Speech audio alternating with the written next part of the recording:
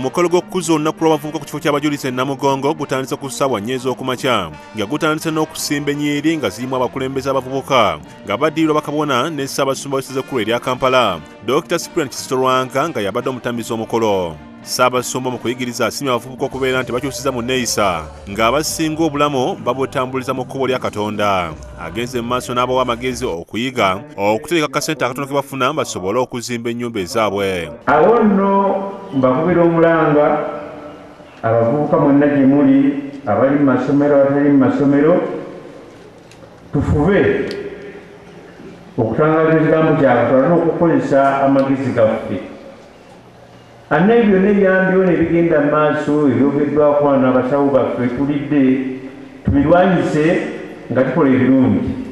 Abavubuka bavudde mu palishi ez'enjawulo ssaako n'amasomero batonye ebirabo eby'enjawulo ng'ekirabo ekikulu kiba kya kutona seminti ayambeko okuzimba ekifo ky'abavubuka ekya Sente Nsambya. Abavubuka b'essaza Kabanda Mike asabye abavubuka okubeera abeegendereza nga balonda abaagalwa baabwe abanaabayamba mu maaso. Abavubuka funa mulamu bwaffe tulina okukola choices ennungi zituyambe okutuusa kikituna okubeerako n'okwewala ebikola ebibi nnyo naddala ebimalawo abavubuka nga okukozesa ebiragalalagala ebyo.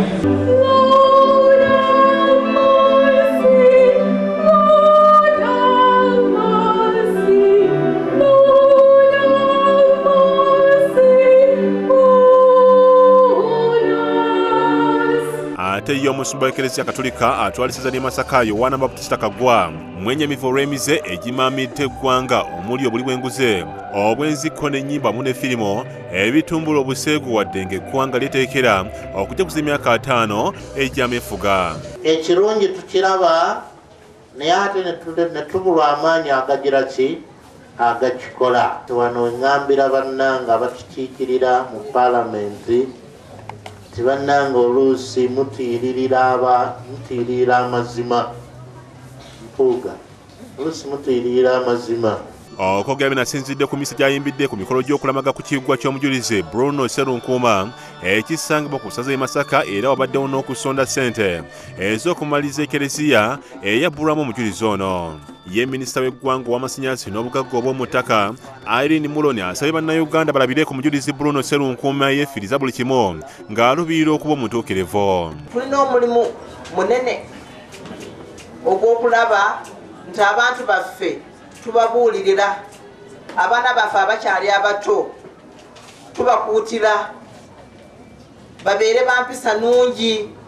Mu ngeri y'emu abakristo ku kigo kya St. Joseph Centenary Church mu Ndeeba bakoze akabaga akasiibula bwanamukulu waabwe Simon Peter Kawoowa amaze mu kifo kino emyaka 12 eyakyusiddwa n'atwalibwa ekiwatule. Batandise n'emmisa mbaniriza bwanamukulu omujja Father Francis Kikomeko eyavudde e Bunnamwana oluvannyuma ne bakwasa Father Kawooya ebirabo.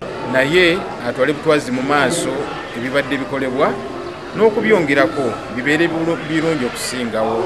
Poliisi tezijja kukyuka nnyo era temusuubira kukyuka okujjako okulaba nti twongera bwongezi ebadde bikolebwa n'okutwala parish mu maaso okulaba nti tuzimba ebizimbe